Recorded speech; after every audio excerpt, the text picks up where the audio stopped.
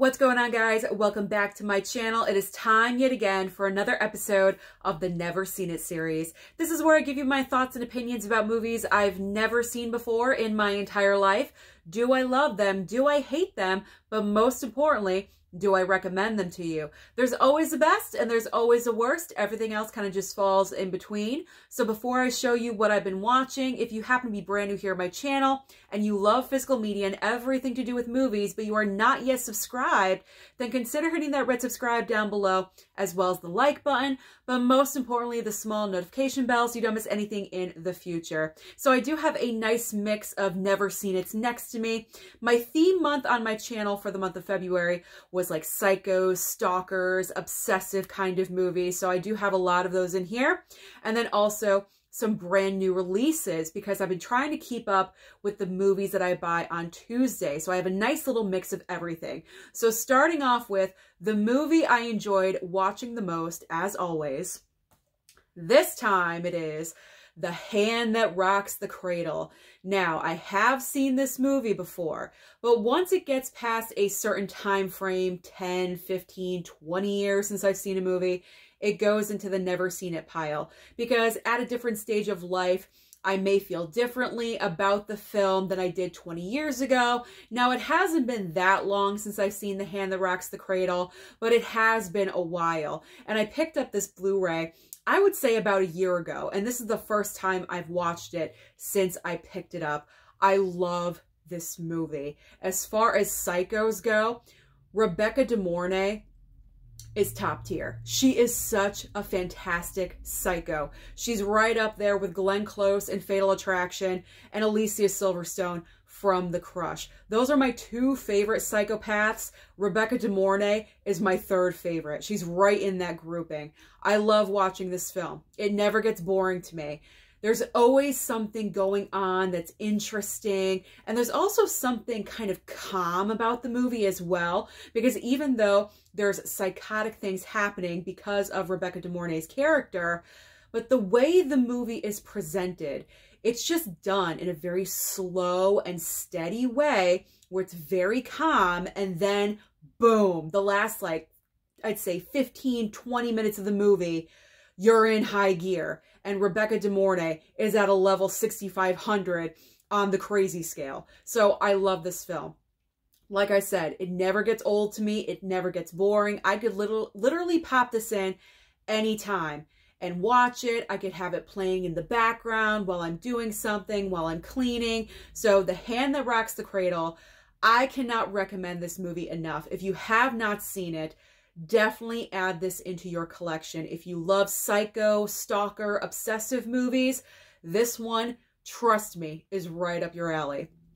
You won't regret it. It's such a good movie. It's so good. Buy it right now, okay? I don't even have affiliate links to Amazon. I just want you to get it. All right, moving on to a film I actually watched just last night. Kind of a brand new release. It's newer. It's not super new, but it is on the newer release scale. And it is Till. The true story of the tragedy of what happened to Emmett Till, a 14-year-old African-American, I believe in 1955. He simply whistled at a white woman down in Mississippi. And unfortunately, he paid a horrific price for it. Very unnecessary. And it's the true story about his mother, played brilliantly by Danielle Deadwyler. She should have gotten an Oscar nomination for this role. Unfortunately, she was overlooked. But her performance in this film, trying to get justice for her son, letting the nation know of this crime, heart-wrenching. She gives a fantastic performance. Now, I didn't want to watch this movie right away because when it comes to lynching and African Americans and how they were treated back then, I'm very sensitive to that subject. My biggest worry was that we were actually going to see the crimes occur to the 14-year-old boy. If you haven't seen, excuse me, if you haven't seen this movie, they don't show any of that. They allude to it. They allude to it, but they don't show you that. When they do show the body, after the fact, it is a little bit graphic, so there is a little warning right there for you. It's not a spoiler. We all know what happens, so it's not a spoiler.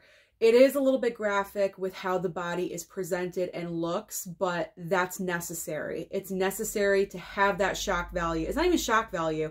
It's just to get to you, to make you realize how wrong this is and how horrible and horrific this crime was. I could go on all day about this topic, but I really don't want to. But at the end of the day, it's a fantastic movie that needs to be seen by everyone, because it's so completely necessary.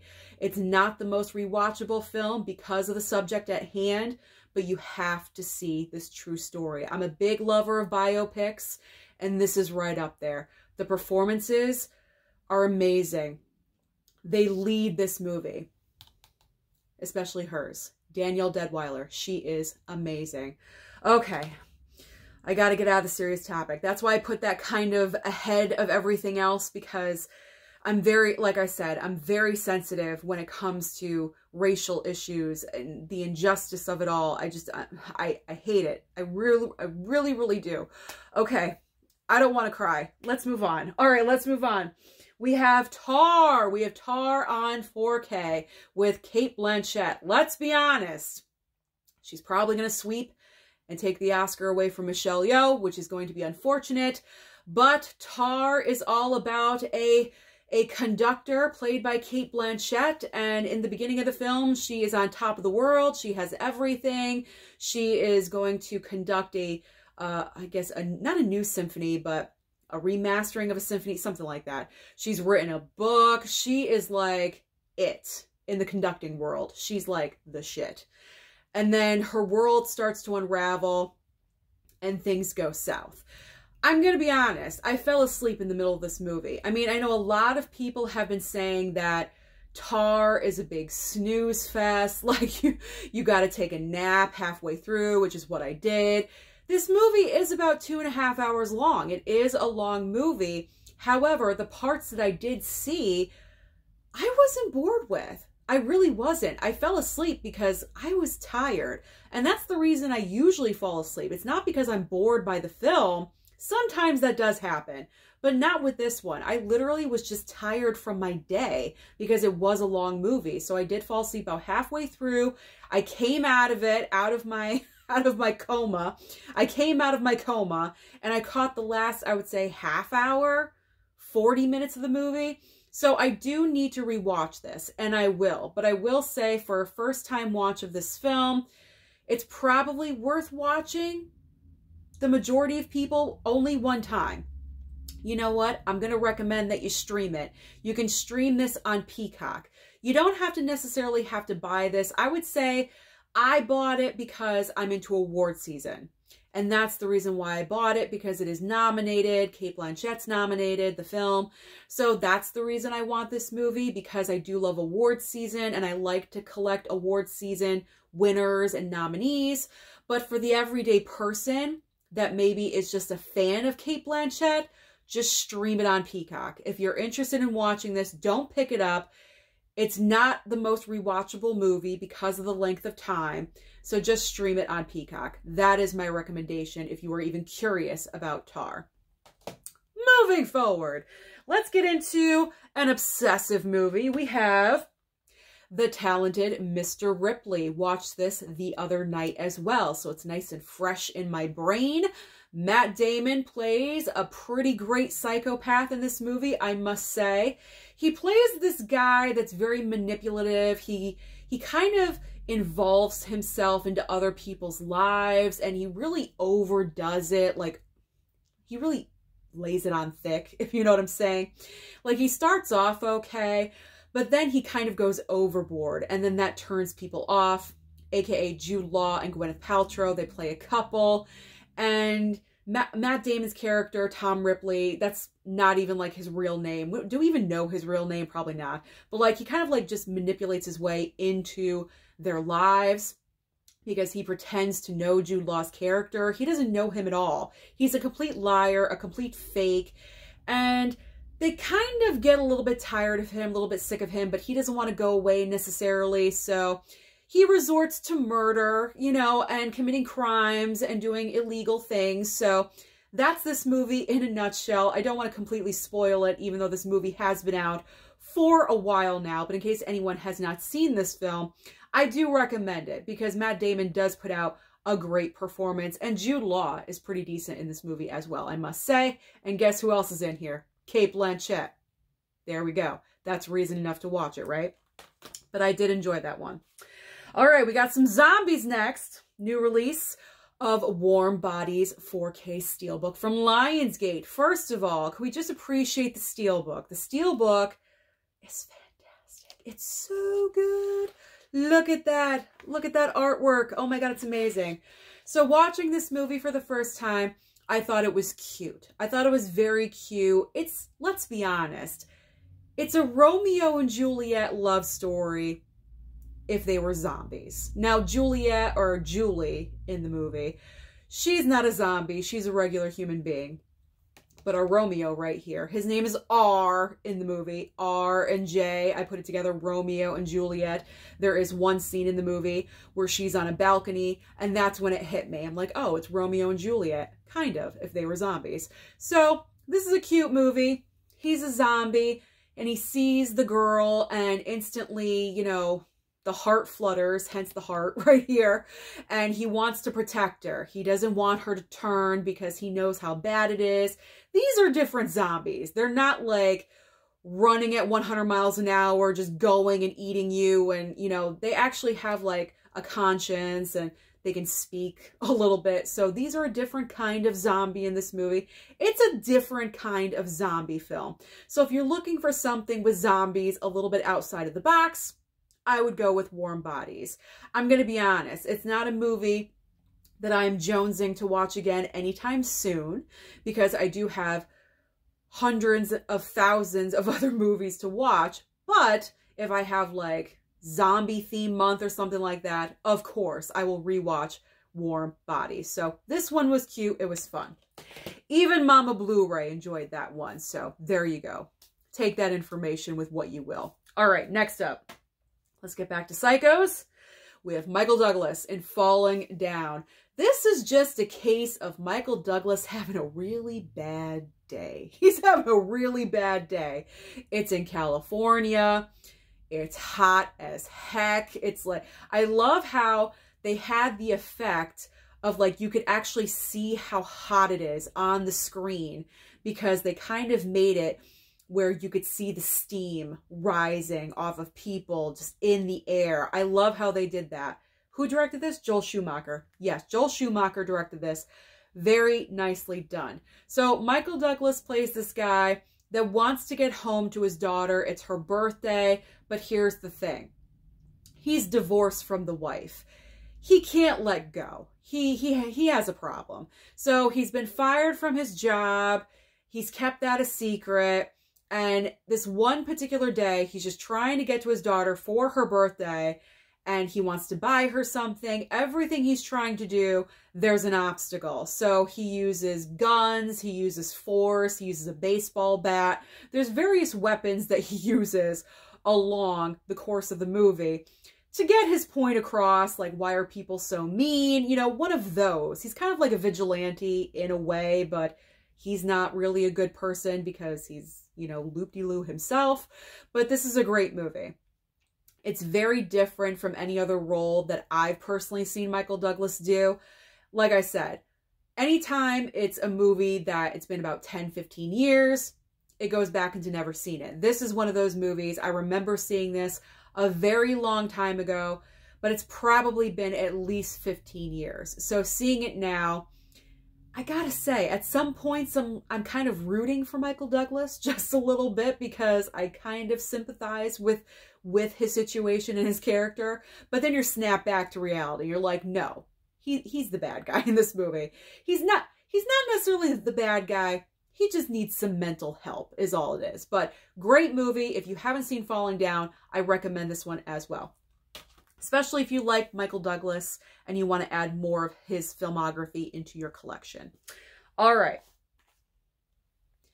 All right, I'm going to stop there. I don't want to get copywritten. All right, The Bodyguard. The Bodyguard.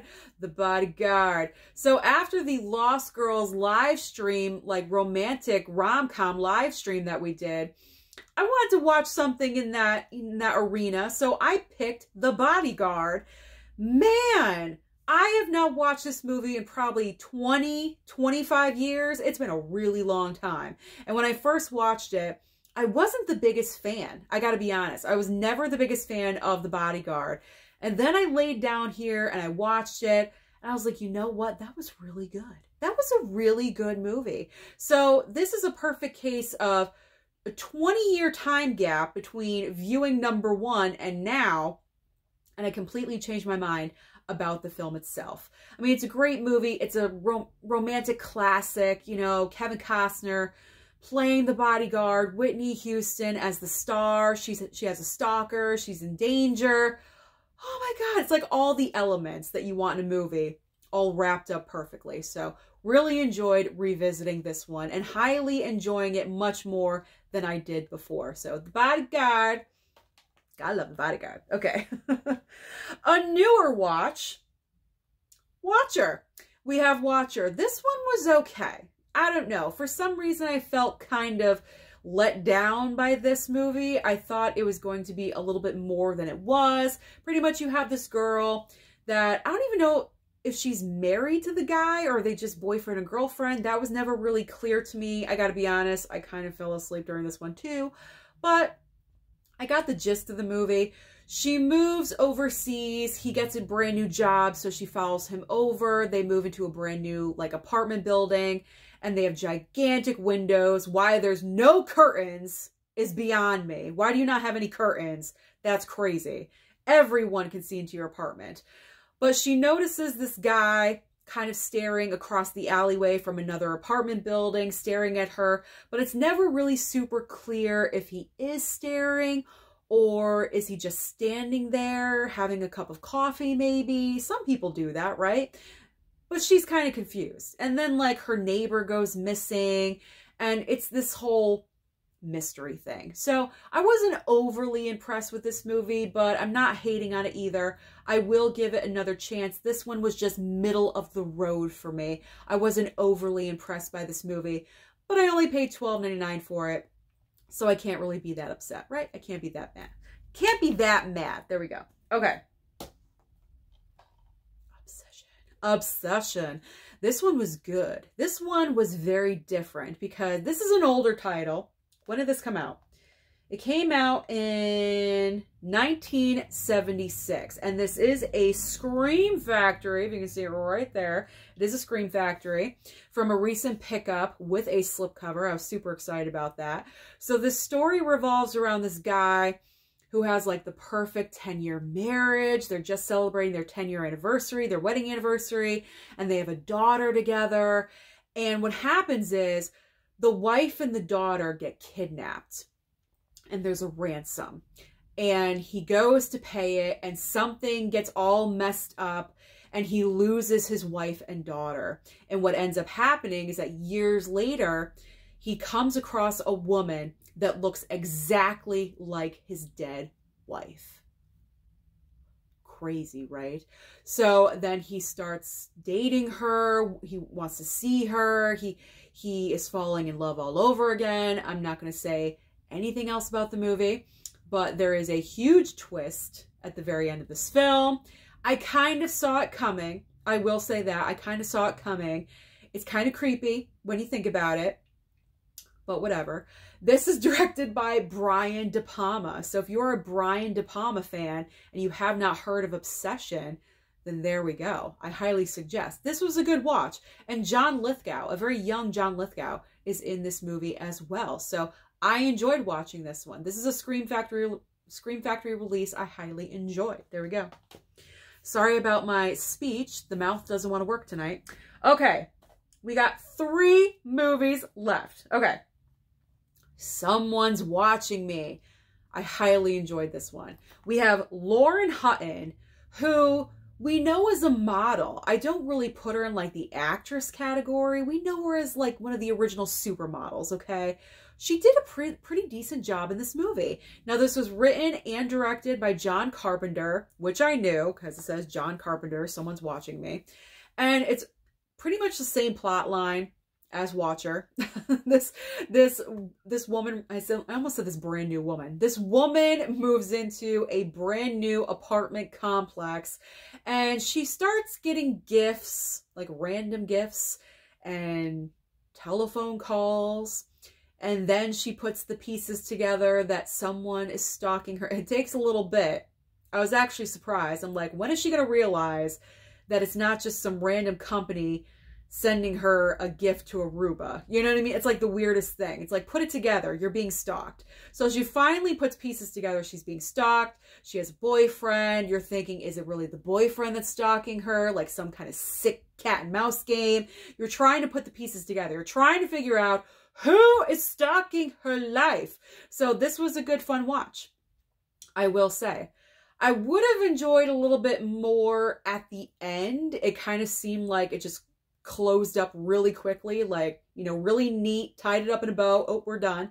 But other than that, it was a good movie. I think this is highly underrated as far as John Carpenter movies because I don't think a lot of people talk about this one. I actually think this was like a mini series or something like that. I don't know. I'm getting that kind of vibe. But regardless, this one was pretty good. So I enjoyed it. I recommend if you're a John Carpenter fan. All right, one more movie until we get to the worst. And the worst is really bad. Okay. We've got Obsessed. Yes, with Beyonce, Idris Elba, and what's her name? Ali Larter. She's a pretty good psychopath too, I must say. So what I really enjoyed about this film, first of all, it's pretty much your cookie cutter psycho stalker movie. You have Idris Elba playing a high profile businessman. Beyonce is his gorgeous wife. Ali Larter plays the secretary or the temp that gets hired at the company. She instantly becomes obsessed with Idris Elba's character. It's so sick. And she just tries everything and anything to be with him, you know, drugging him, you know, all that.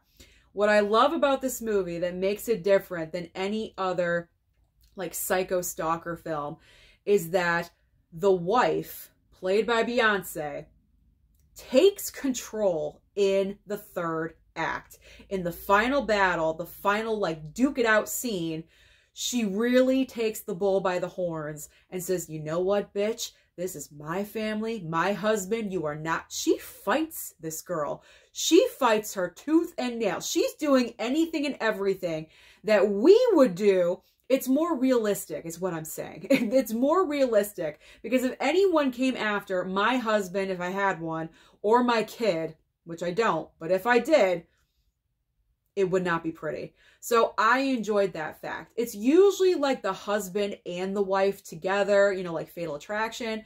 Not in this one. Idris Elba ain't even around. Like, he's in his office building on the phone. He's not even anywhere near the house. It's all Beyonce. So that is what I love. So if you want a great stalker psycho movie, I recommend Obsessed as well. This one, really, really good. They're just fun, cheesy movies to watch. You know, a little Velveeta. Doesn't hurt anyone. All right, so let's get to the worst. The worst of the worst. And I'm going to preface this by saying, trust me, I had an open mind with this movie. I really did. It is Bubba Hotep.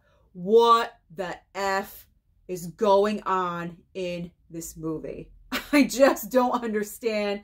And what's really funny is that Mid-Level Media just did a video talking about this movie, saying that he is done blind buying because he watched this film and he thought it sucked too. And I watched the video and I started laughing to myself because I was like, huh, that's my worst for Never Seen It series. I just don't I guess this is for like Bruce Campbell fans, like hardcore fans, obviously. Maybe if you're a fan of Elvis, I don't know. I don't get it. I don't understand this movie. here's the plot line. Try to follow me, if you will. So Bubba Hotep, the basic concept of this movie, you have an aging Bruce Campbell in a retirement home dressed up as Elvis. And the majority of this movie takes place in said retirement home. Very boring, very slow. Then you have Ossie Davis. Is that his name? Yeah. Ossie Davis, who thinks he's JFK. So weird. So these two are trying to figure out what's going on at nighttime in the retirement home, because there's like a big ass beetle going around and like sucking out souls, and it's Bubba Hotep. I don't even know.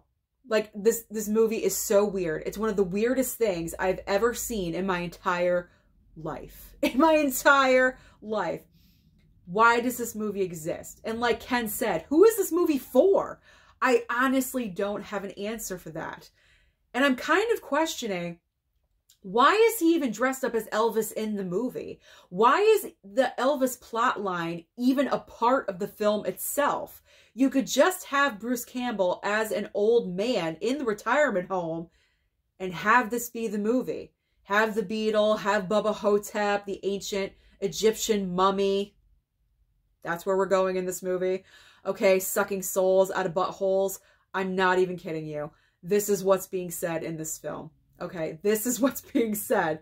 What's really funny is that Mama Blu-ray watched it with me, and as soon as it was over, she said, well, that was a one-time watch.